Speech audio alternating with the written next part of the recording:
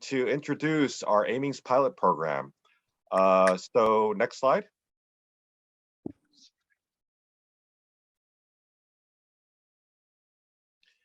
Yeah, so this is a funding opportunity for the Nutrition for Precision Health consortium that's administered by our Aimings Center. We're going to describe that soon, and it's the Aimings pilot project program. On this webinar with me are all the leaders, the key leaders for the Aiming Center, including the different project and core leaders. Not all of them, but many of the key ones are on with us. And what we're going to basically do is quickly introduce our Aimings Center. Well, first of all, we're going to introduce what we mean by precision nutrition, because you've probably seen that name on the RFA. And then we're going to mention why AI, which stands for artificial intelligence, is important for precision nutrition. And then I'm going to just mention our Aiming Center, which is the AI Center for this Nutrition for Precision Health Consortium. Then Dr. Diana Thomas, who is also co-leading the Aiming Center, but also has the broader role of being the co-chair of the steering committee for all of the Nutrition for Precision Health Consortium. We'll be talking a little bit about the Nutrition for Precision Health Consortium, and then also giving some examples of what we mean by AI projects. So these are examples of past projects that are AI projects that are related to precision nutrition. And then we're going to have some of our other leaders, Dr. Samantha Kleinberg, who will be talking about other examples of AI work, such as causal inference or machine learning work. And then Dr. Kayla DeLahaye, who will be talking about some broader society-related AI approaches. And then we're going to be passing on to Marie Martinez, who will be going through the nuts and bolts of the RFA. Actually, she's also going to be talking about another example of an AI related project. But again, I want to emphasize these are examples, and they're not completely all inclusive. So, we are encouraging all of you to use your imagination when it comes to submitting pilot project proposals. So with that, let's move to the next slide. So what do we mean by precision nutrition? So precision nutrition is really the opposite of one size fits all.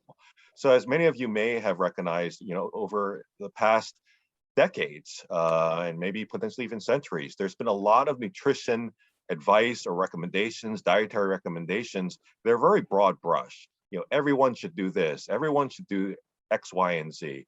And while that can be helpful for certain things, naturally there are certain things that you absolutely should do and absolutely shouldn't do. There's a lot of nuance, and there's a lot of heterogeneity and diversity in the population. And that's not just within a person's characteristics or within a person's biology, but also that's outside the person. So a person's situations, a person's friends, a person's social structure, environment, culture, all these other things affect what he or she may eat from a day-to-day basis, and also from an hour-to-hour or minute-to-minute basis, but how that food and those beverages and drinks get processed and how that affects health. So there's been increasing interest to really push towards more precision nutrition, which is nutrition which is better tailored to different people's circumstances, their situations, their characteristics, etc. And I want to highlight an American Journal of Clinical Nutrition article that just came out that was based on a 2021 precision nutrition workshop that was put together by the NIH. And that's what really kicked off this whole Nutrition for Precision Health effort that's going to actually be occupying a lot of the next decade in terms of strong interest among the NIH and also strong interest within the scientific community in general. Next slide. So one of the things that's going to be important is that AI, or basically any type of computer-aided decision-making tool or approach or method, is going to be very important for precision nutrition. I just mentioned some of the complexity involved in things that affect what you're going to eat or what you're going to drink, and also, what's going to affect your health and the translation between nutrition and health. And if you think about it, it can get very complicated very quickly, very complex. And we as humans, we can picture one-to-one relationships fairly easily. You know, you push a chair in, it moves, so you know that type of relationship. But once you start throwing in different types of complexity and different types of factors, you really need the help of computers. And we've seen that in many other fields like meteorology, manufacturing, finance, et cetera. So why? Next slide. So our aiming center is has been designated the AI center for this NPH consortium. So the vision of aimings, which stands for Artificial Intelligence Modeling and Informatics for Nutrition Guidance and Systems, the goal is to implement, or the vision is to implement, computational and data science approaches and tools to advance nutrition for precision health in a way that accounts for all the complex systems involved. Next slide. And this is a collage of all the talented and really tremendous researchers, scientists, people with policy experience, all kinds of folks who are part of our aiming center. And as I mentioned, we've got a lot of the leaders on this call right now, but we represent a larger body of expertise and great folks. So we also want to encourage all of you to visit aimings, visit our materials, et cetera, to get to know all the talented individuals that are part of our aiming center. And next slide. And our center really encompasses leaders from a variety of institutions. So we have West Point and the City University of New York as two really key institutions represented in aimings. We also have the University of Southern California, Stevens Institute of Technology, Johns Hopkins. So again, we have leaders and experts from each of these different major institutions. So with that, I'd like to pass the virtual microphone to my good colleague and also the co-leader of the Aiming Center, as I mentioned, the co-chair of the steering committee for the whole NPH consortium, Dr. Diana Thomas. Next slide, and Diana. Thanks, Bruce. So I'd like to share with you a little bit about what the Nutrition for Precision Health Consortium looks like. There's a total of 13 centers, which we are one of them. There are 6 clinical centers. They are responsible for recruiting and enrolling the participants and collecting data from the participants. There's 1 microbiome center that's it's going to be sequencing the microbiome from samples that come from the clinical centers. There is a metabolomics and clinical assays center, which is self-explanatory. They'll be running metabolomic analysis and clinical assays. There's 1 dietary assessment center. They'll be responsible for all the dietary assessment that's being done. This is a nutrition study, so dietary assessment is very important. There's 1 data research center. We are actually an ancillary. The whole consortium is an ancillary to the All of Us study, which you see as one of the icons below. The All of Us research study is actually a program that's already enrolled 300,000 participants.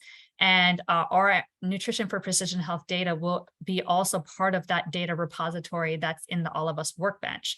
And so the Data Research Center handles all of the data that's coming into All of Us. And there's 1 biobank center, and there's a research coordinating center that's overseeing the coordination of all the centers. Next slide.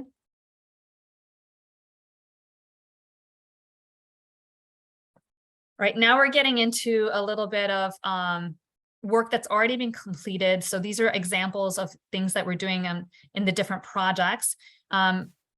Our team I'm a project lead for project 1, which is on data distillation. And the 2 figures you see are just examples of completed work from elsewhere. To give you an idea, it's typical standard machine learning, clustering analysis, and predictive models. The figure on the left is a distillation of accelerometry data. So accelerometry data is data that actually might seem really trivial because we've had accelerometers like Fitbits and other accelerometry for a while, but it's actually really, really big. It's big data and it's dense. And so you need to distill it in some way. And so in the left figure, you're seeing a distillation of that data into cadence bands, where you can see how fast people are moving and the time spent in that movement. And at the bottom, this is a decision tree model. We're identifying or classifying risk of the participants based on how fast they move for metabolic syndrome.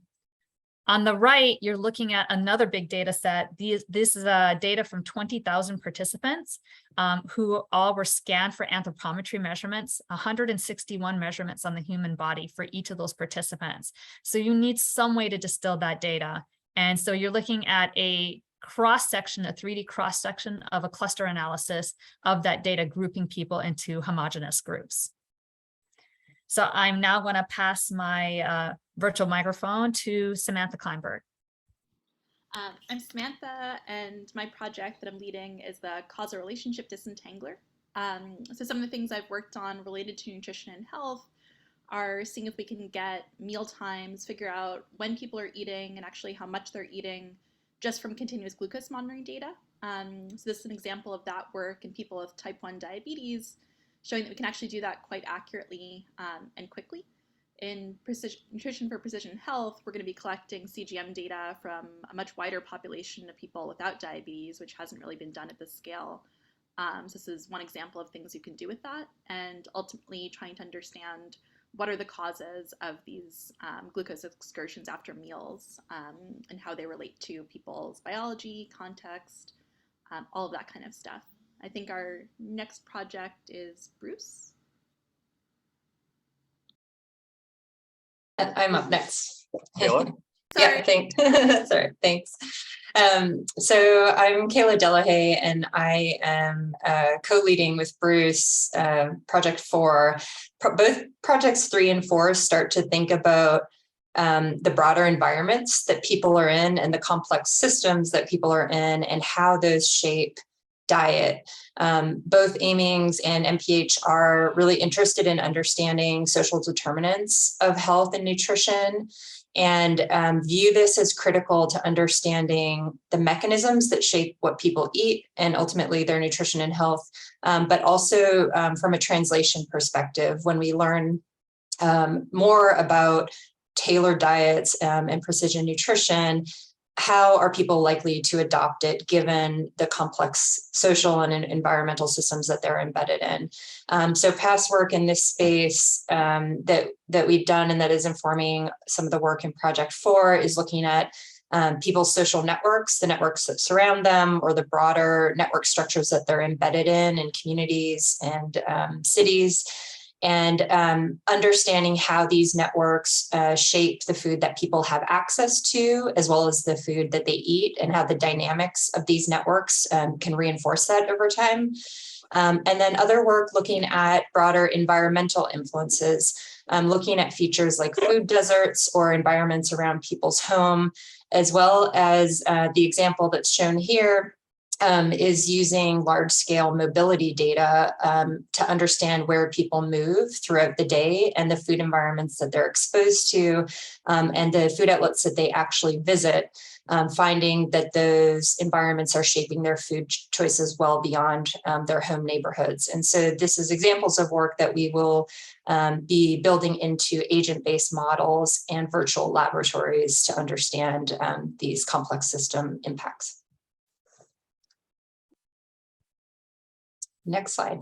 Next up is Marie. Great. Sorry, can you all hear me okay? We can hear you loud and clear. Okay, great. So this next example, great. So this next example is building off what Kayla was talking about. It is the study, the goal of the study was to essentially answer the question, can caregivers follow formula feeding guidelines and still end up with infants who remain in a healthy weight? And we developed an agent-based model.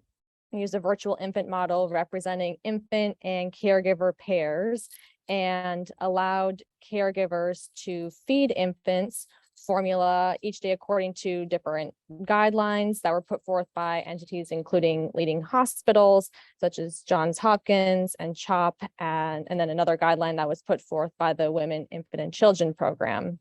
And then also in the model, each infant had an embedded metabolic model representing the different biological processes by which the infant's body essentially translated the calories that they consumed and expended into daily changes in weight. And so when caregivers followed different guidelines, we were then able to see the resulting weight of the infants over the first 6 months of life. And when we did these simulations, we identified several situations where there was unhealthy weight gain that could result from following these different recommendations. And so this is an example of developing kind of a mechanistic computational systems model representing the different relevant systems, the biological system and the social system of the relationship of the caregiver and the infant, to demonstrate how these different systems contribute to an individual's nutrition and subsequent health outcomes. Next slide. So now we're getting into the kind of nuts and bolts of this, I guess, is a summary of the different categories of projects that we, foresee funding as part of this application. But again, as Bruce mentioned, this is not exhaustive. This is, a range of different possibilities that could be funded. So ranging from novel data collection of nutrition and health related data, using AI and computer aided approaches to store, manage, or transform the data, identifying different trends, associations, and relationships, developing different models or algorithms that connect food, drink, and nutrients to health outcomes, as well as predicting different food and drink consumption behaviors, and then also visualizing and communicating health-related data and information. So this is, again, not exhaustive, but kind of gives you a sense of the range of possibilities that we are interested in funding as part of this pilot program. Next slide, please.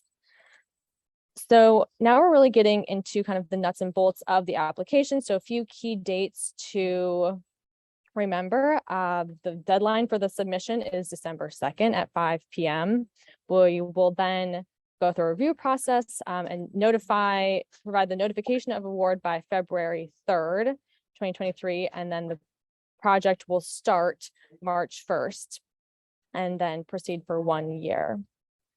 Next slide, please. So we are funding up to 2 projects, total costs of $125K for each proposal. This includes direct and indirect costs. And as I mentioned, the total maximum duration for the project is 12 months, going from March 1st of 2023 through the end of February of 2024. Next slide, please. So in terms of who's eligible to apply, proposals we're interested in funding applicants from anywhere in the United States, specifically interested and really want to strongly encourage early career investigators and those that are underrepresented in the scientific workforce to apply. Those that are currently named investigators on a Nutrition for Precision Health award or center are not eligible to apply. And then applicants need to be affiliated with a university, agency, or research center that meets the standard NIH funding criteria. Next slide.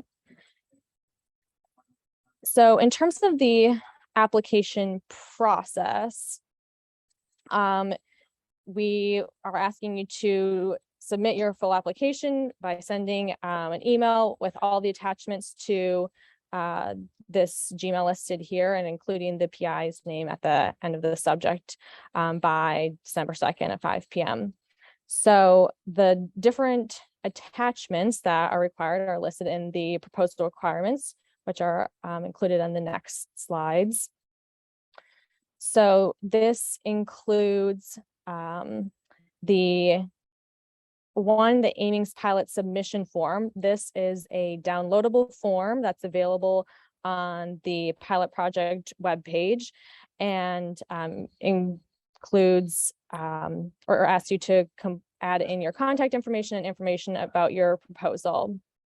The next thing is a lay-friendly abstract.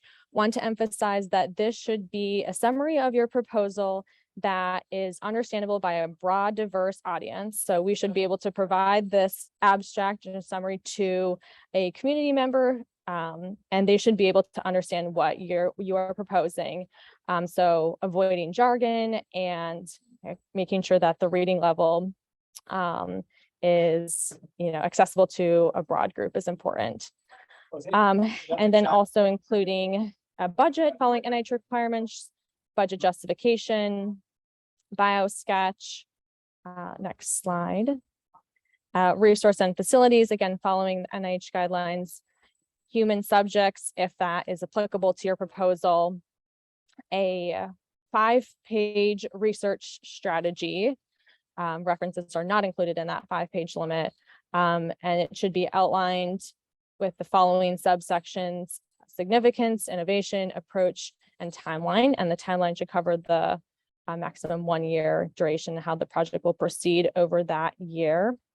And then lastly, on the next slide, the proposal if there are any support pages that are required, those need to be included as well. So for example, if you are including a subaward in your proposal, then you will need to also attach the relevant subcontract forms that are standardly required by NIH. So finally, in terms of next slide, how the awards will work with the Nutrition for Precision Health Consortium and aimings, we definitely want the funded awards to be have opportunities to engage regularly with both of these teams. So one, we will work to identify a specific mentor for each project from the aimings center and match your expertise to the project and AI approaches that are being proposed. And then also identify different networking opportunities for awardees within the broader consortium, and then some of the different working groups, such as the workforce development working group within MPH. And then the plan will be for the awardees to participate in regular aimings meetings and then interface with the MPH consortium, such as providing an initial and final presentation to the consortium at large. So that summarizes the kind of presentation that we had about the aimings pilot program. So we will go into a time of Q&A. And if you have a question, please raise your hand, and Dr. Bruce Lee will facilitate this Q&A time. So thank you. Okay, thanks, Marie, and thanks, everyone. So as Marie mentioned, this is our time for Q&A. So you can ask questions by raising your hand or potentially posting it in the chat. Hopefully, we'll try to monitor the chat as much as possible, but we certainly welcome questions with raised hands. So looks like the first raised hand is from Matthew. Matthew Lange or Lang. Great, thanks. Yeah, it's Lang. Thanks very much. This is all very exciting news.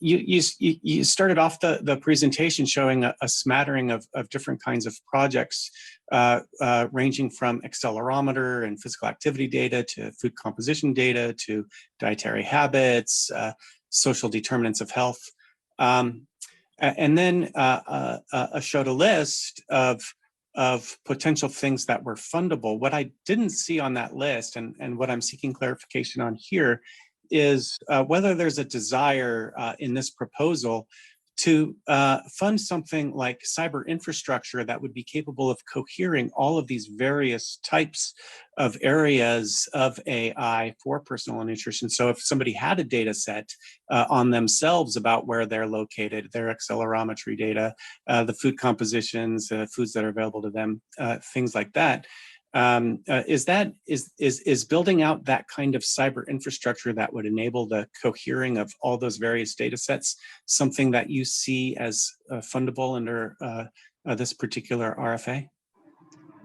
Yeah, I think it can potentially fall within the purview, and I'm going to let Diana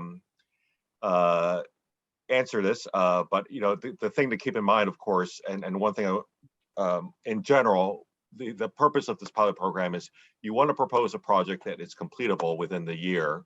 Sure. But ideally, the project also will launch a new direction. So, what we'll be looking for are projects which can ultimately be parlayed into, a larger funding proposal, a larger program, or what have you. So we want to avoid one-offs where you just do the project and then that's the end and nothing else happens after that. But also at the same time, it should be able to produce something at the end of the project time. But Diana, do you want to address Matthew's question? Sure. Matthew, could you elaborate a little bit more about what you're thinking? Were you thinking of like an environment where all data this kind of data would be housed? Or? No, yeah. So yeah, please let me clarify. So if we look at the example of, for instance, the Human Genome Project back in the early part of, that was essentially announced in the early 2000s. And the way that genomics has proceeded has largely used things like the gene ontology for tagging genes. We don't have similar types of cyber infrastructure for annotating various aspects about food, nutrition, and health. And so I'm thinking that ways of tagging data that's produced by different scientific studies in such a way that terms are reused and making data more comparable across studies. So that kind of cyber infrastructure that would evolve with the science as it evolves in the same way or analogous to, I would say, the way the gene ontology and various biological ontologies have evolved with genomics and metabolomic sciences.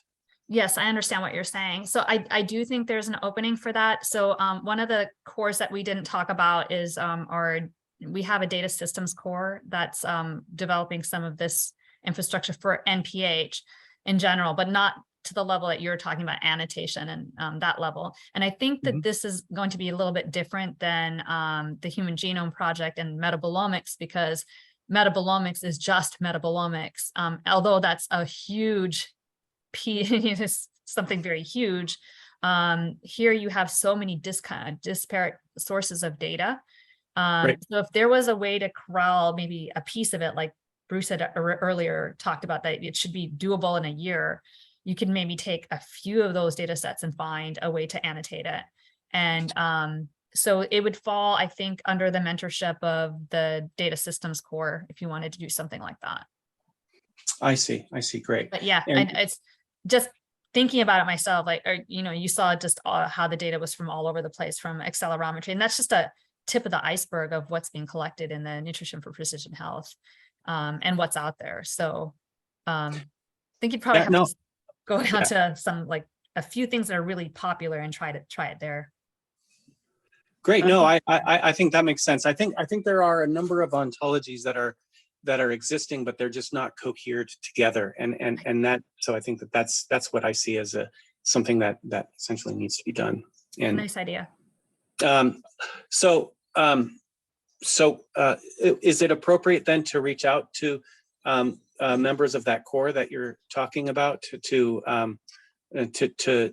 help make sure that the submission is something that is appropriate? I'm going to pass that to Bruce.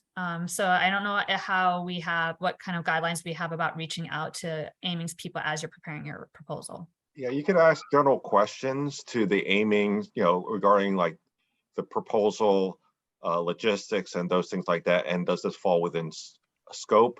But in terms of actually reaching out prior to the deadline to specific projects and cores, we want this process to be a fair process. So, we don't want situations where people are developing proposals specifically with members, of aimings or getting feedback back and forth. So you can ask general questions, and there's a Q&A links and things like that where you can ask. But in terms of like working closely with someone from aimings to develop a proposal, we're going to discourage that. Right. I guess I was just wanting to make sure that that whatever was proposed was not something that was already being worked on by somebody else, or that it was actually going to meet the needs of what that core group was actually doing.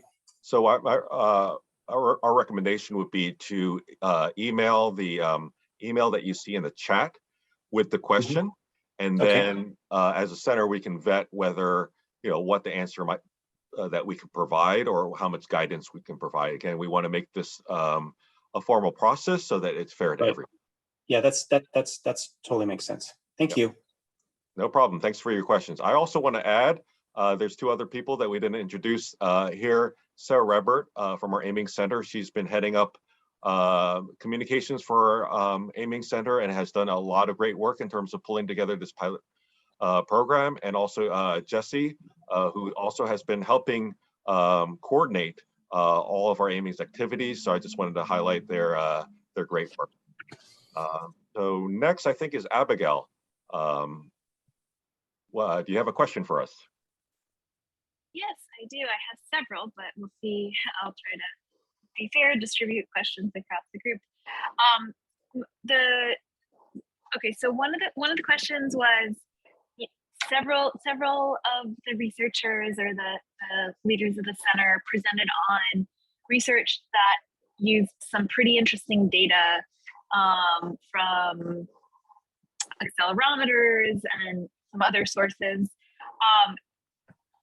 My understanding is that none of that data is, there's not a data repository that the center has available to share with researchers for projects, right? I know that you're involved in the All of Us study, and data will be collected and that will be usable by broad audiences, but that data isn't currently available yet. Yeah, that's correct. I'm going to let Diana answer this question since she's most intimately connected with the data repositories. Diana, do you want to take that question? Yeah, so could you elaborate a little bit more about the data repositories, Abigail? Well, so Diana, you were presenting, for example, the work that you were presenting briefly used some interesting data sources, and I was just wondering if any of that data is available to researchers such as myself for developing a project or not. So there are, it depends on what you want to do. So that might be a general question if we have such data sources available before you prepare your proposal, if you don't have something in mind. So the figure on the left that you saw with the accelerometry was just NHANES. So there's publicly available data sources that are there, plenty of them that you can think of it, that people haven't thought of actually mining for those kind of questions. The figure on the right came from Army data, where they were scanned for uniform fitting actually. So it was latent data, but we do have a data repository that's being built that's NPH-like. And some of it is available and some of it is not. So some of it is publicly available data and some of it is not. So I think that would be a general interest question. And I believe in the chat, Cheryl has put a email for general questions. So if you're interested in a specific type of data, you could ask and say, would this be possible? Great, that's wonderful. The one thing, Abigail, that we want to emphasize that the NPH study itself, that data is not going to be available this first year because the protocol that all the clinical centers will be following is just being established right now, and then there's going to be a recruiting phase. So probably future iterations of this pilot program might allow access to that type of data, but during this first year, it's not going to be available. Is that correct, Diana? Yes. So that is separate kind of from what you were presenting on, Diana. There's this NPH data that's being collected, and that's what's not available. Yeah, not right away because it's still being collected and there's a process to put it into the workbench. And once it's in the workbench, I mean, it is going to be in the workbench. You have to register to be a workbench user. So there's a training that goes with that. And the two types of programming languages that you can use in the workbench are R and Python, and Jupyter Notebooks. And it seems to me that Python, it's a little bit more open to using Python than R. Not that I've not been able to do something in R yet in there, but those are the two criteria. But that data won't be available, I'm guessing, for another year and a half, and only in squirts of data at a time as data is being collected in NPH. That makes sense. Okay. Did we answer your question, Abigail? You did. You absolutely did. I have another question, but if we want, you can come back to me. Okay, maybe we can get back into queue so we can get an opportunity to Yes. ask, and then we'll get back to you with your subsequent question. Jen, Cadenhead? Yeah, that's me. Okay. So just to be clear, the NPH data, is that the same as the All of Us data? No, the NPH, the All of Us data, so there's already existing data in the All of Us workbench, and I can grab a link and put it in the chat, or I don't know if Cheryl can grab that and put it in the chat. So All of Us already is a publicly available data source. It's different than NHANES, where I don't know if you've ever worked with NHANES, but you go download the data from the site. You cannot download the data. All of your work is actually done within that workbench, and you actually code within that workbench. And you can code well in that workbench, so there's a little bit of a startup cost. But there is existing data in that workbench already, and it's a great resource, actually. Some of the data that's being collected in NPH, that type of data is already in the workbench, and it's got many observations. Okay, thank you for that. I was wondering, do the subcontractors have any requirements? You said there were certain requirements for, just applying in general. In terms of what specific requirements are you asking about, Jen? The subcontract, you said you can subcontract? Yes. And I'm just wondering, are there any restrictions or requirements? Most of the restrictions that apply to NIH grants will apply in this case. So if you do have familiarity with the rules for NIH grants, they all apply for this. Okay, thanks. And then last question, I just, so you're encouraging early investigators from underserved communities. I'm just wondering, what are the scoring criteria for those investigators? We're going to be following this scoring criteria that are typically used for NIH grants. So we're going to be using a very similar scoring mechanism, et cetera. And like with other NIH grants, they do encourage early stage investigators, and they do encourage investigators from underserved communities. So that'll be the way it's going to work is it's going to go through a review panel, and then also going to be sent out to external review, and the reviewers will get these instructions in terms of scoring. So it will be all the sort of the standard instructions that reviewers get for NIH grants. Okay, thank you so much. Okay, thank you for your question. Megan. Oh, can you hear me? We can hear you now. Yep. Okay, great, thank you. I just have two hopefully quick questions. The first kind of stems off of that previous question for eligibility.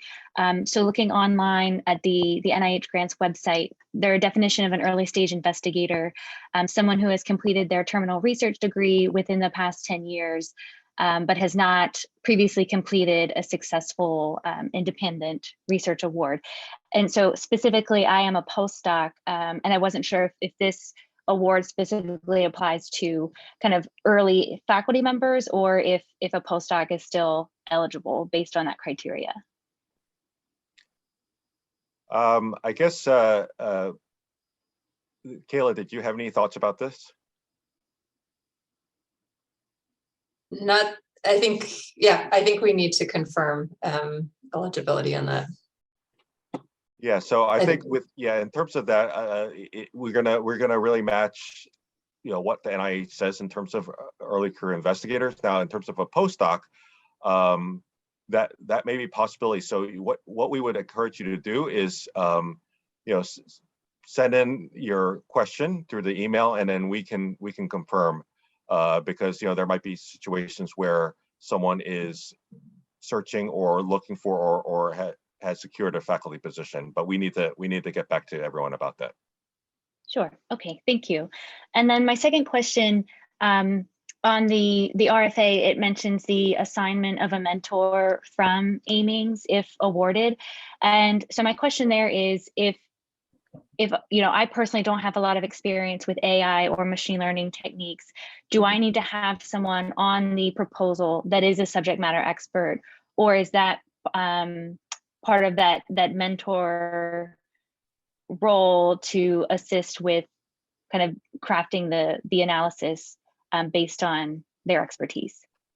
So I would view the proposal as, okay, if you have a particular team, can you complete that project that you propose within that time period? Do you have the personnel? The mentor, from an Amy's perspective, will help guide and serve, provide advice, opportunities, maybe connections within the Aimings and outside Aimings, or within the NPH consortium, outside the NPH consortium. But it is important in your proposal to have the people in place that are enough to be able to do the project.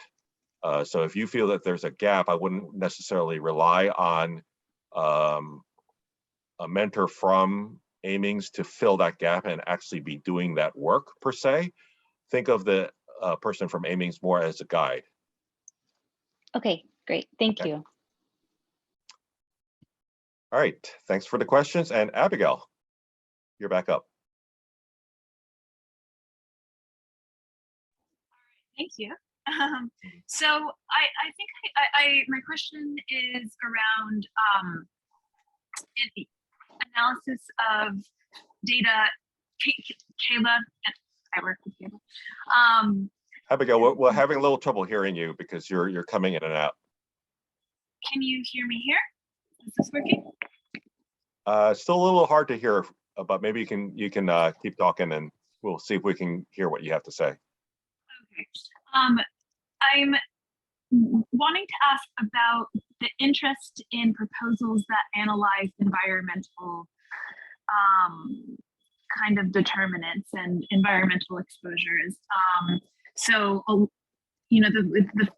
these broader social determinants of precision nutrition, how much of those kind of analyses are of interest versus individual, sometimes individual level data-based studies. So, for example, I work a lot with individual level mobility data, but not connected to individuals with diets. So we can use the mobility data to come up with environmental measures of environmental exposures and dietary behavior, but not connected with individuals for their diet because we're using passively collected data. And I'm wondering if that is of interest or not, because we're really focused on individual level measures and direct measures of dietary outcomes. I think that would be a strong interest, but Kayla, I'll let you field that question if you'd like. Yeah, I'll be, Abigail's a colleague of mine, so I'm going to be like very big picture and broad around this question. But there certainly is an interest at the NPH level. There's a lot of the work is focused on individual nutrition and how individuals respond, but how that occurs within social ecological contexts. And so we do need data and analytics and insight about those features in ways that would help us understand how they impact individual nutrition or their adherence to a diet or what they eat broadly. So I think at any level outside of the individual, if it can help inform those questions, it's a value to the work that would be done in MPH. Gotcha. Okay, thank you, Kayla. And so the significant section is your opportunity to explain how whatever you're proposing is relevant to precision nutrition in general. And again, I want to emphasize the examples that we gave and what we talked about Aimings and pH.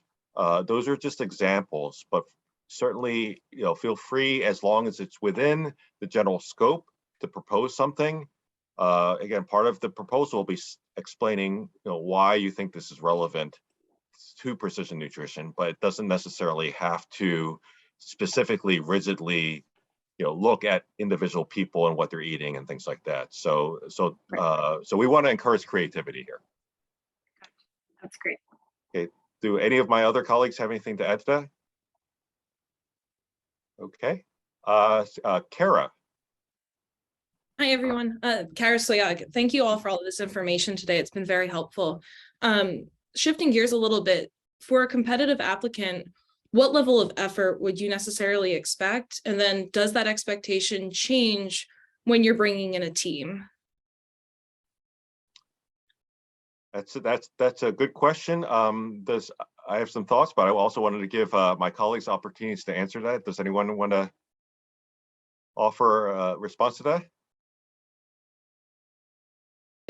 I could offer one suggestion, and I think this can be very different for different investigators depending on what your teaching obligations are and your research commitments, if you're on hard or soft money.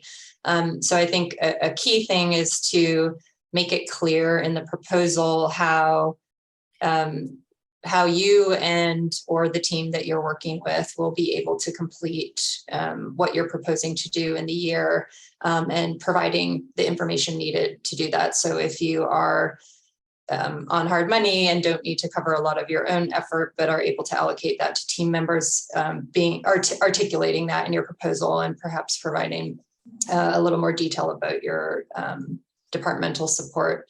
So I would say just painting that picture in the proposal about how you're going to complete it based on the effort you're allocating is probably a key important point. Thanks, Kayla. Good points. And so that's why the budget justification is an important part of the proposal. So don't view it as just a form to fill out. If again, it's your opportunity to explain how you and vis-a-vis all your different team members are going to work together and why you're requesting the budget that you request.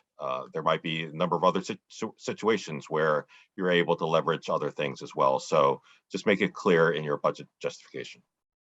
One follow-up question to that. That's very helpful. Thank you. Mm-hmm. Are we able to use undergraduate workers to complete some of this work?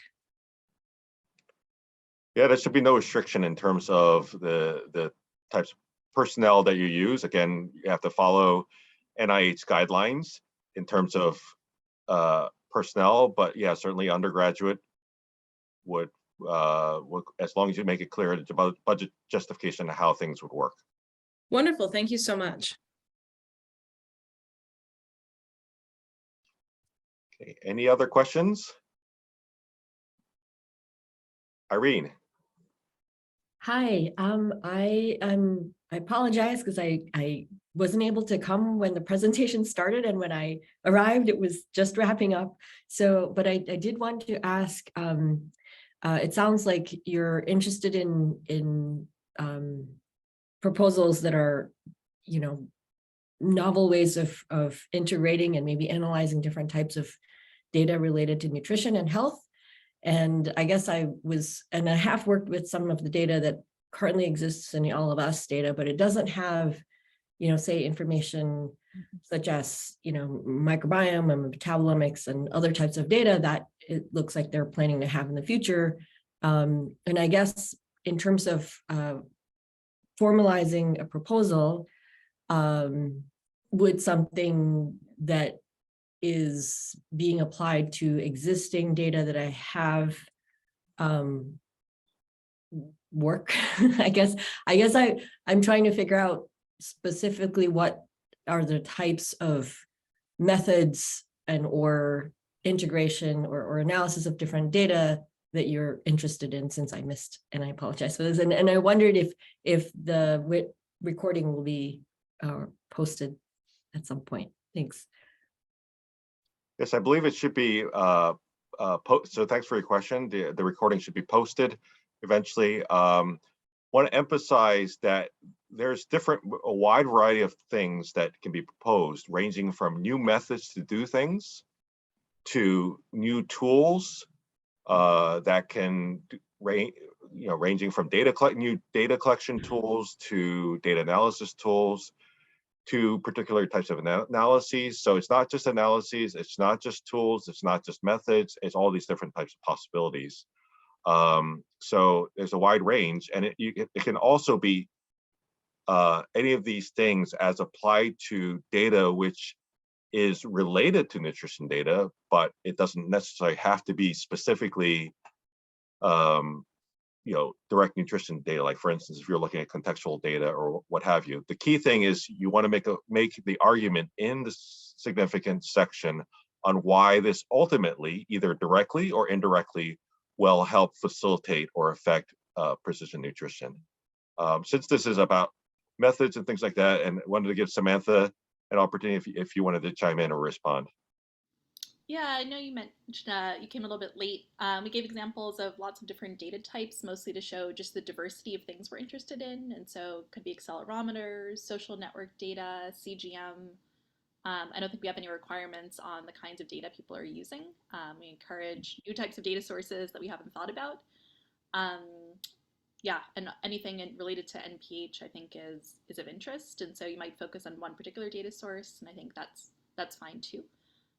In terms of methods and tools, we're also, I think, a broad center and group. We have, again, simulation, causal inference, or traditional machine learning. And so I think it's quite open-ended in that sense. Excellent. Thank you very much. Appreciate it. Thanks, Irene, for your question. Next up looks like Brittany. Yes, thank you. Hi, everyone. I just have a couple quick questions about the application itself. So for the resources and facilities piece of the application, I've only been able to find examples of resources and facilities on the NIH website and not necessarily guidelines. Are the examples what we should use to guide our submission, or are there specific guidelines that I'm just missing somewhere? Yeah, there should be guidelines on how to put forth the resource and facilities pages. Cheryl may perhaps Cheryl's our director of operations. She might be able to post that in the chat if she can find those. That would be great. Yeah, I'm looking for those now. Okay. Perfect. That helps so much. And then for the support or the support pages, is this alluding to the other support page on the NIH website? Correct. Okay, perfect. Okay, that was it. Thank you so much. That helps a lot. Thank you for your question. And Irene, you have another question. Or is that a residual hand? Before. Okay. That was a question from the past. Okay. Bruce, I would just chime in for the question about facilities and other resources. Often your institution prepares like templates of those for all of the researchers. And so I'd maybe ask your grant office or someone in your institution if they have an example of what's been used. That's a great suggestion, Kayla. Yeah, so again, many university offices, assuming that you're in a university, will have deep experience in putting together such pages. So they should be able to help guide. Any other questions? We've got about 3 or 4 minutes left in the webinar. And I also wanted to, if we don't have other questions, any thoughts from our aimings colleagues in terms of questions that you can anticipate people might have, or pieces of information that we might want to add that we haven't mentioned?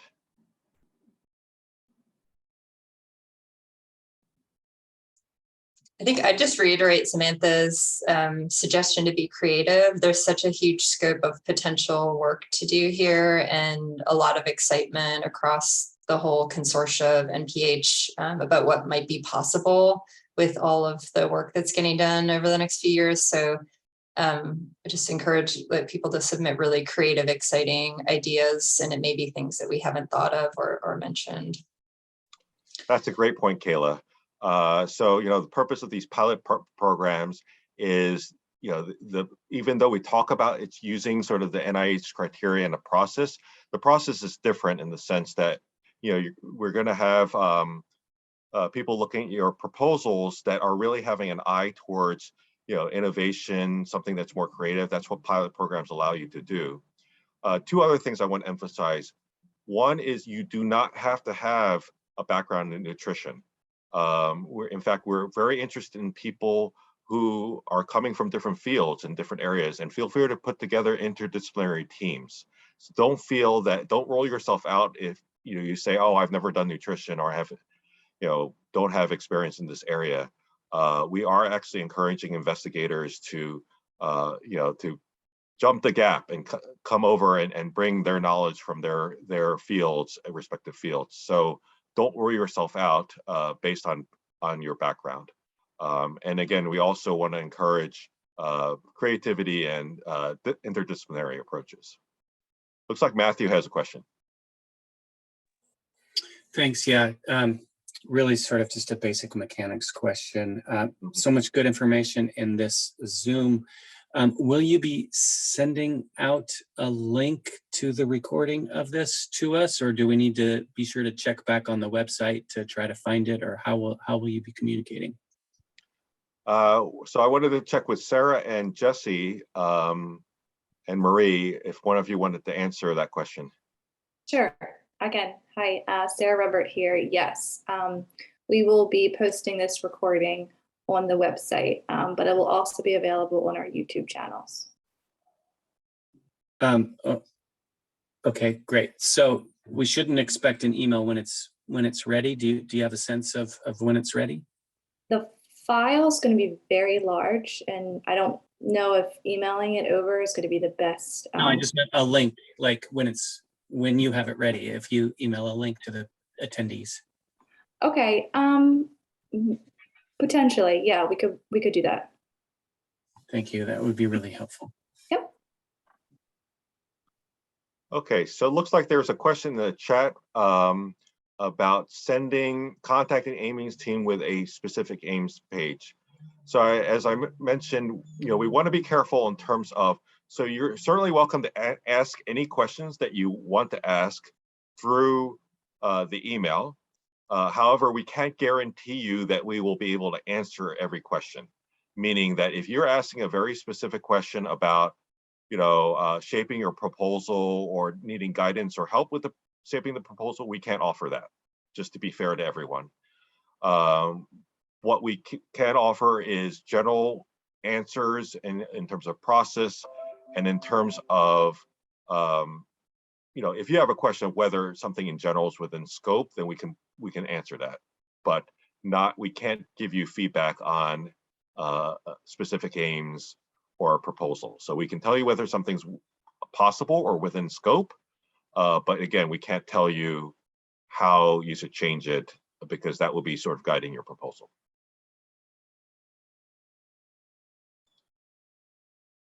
Okay, we're at the end of the hour. Does anyone have any final quick questions?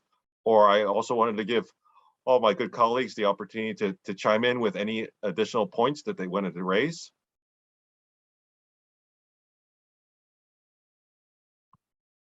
Any other thoughts? Okay, looks like there's no other thoughts and no other last questions. So in closing, again, I wanted to emphasize what Kayla mentioned: try to be creative, try to be innovative, don't restrict yourself. This is not a traditional NIH grant in the sense that we're looking for the exact, it's not exactly the same type of criteria. We're going to be using the same process, but we're really looking for things which can launch into completely new different areas. So please feel free to be creative, and we welcome your interest. So with that, I think we can, Sarah, do you want to close the webinar? Do you have any final things to say? Well, thank you guys for your time, and good luck.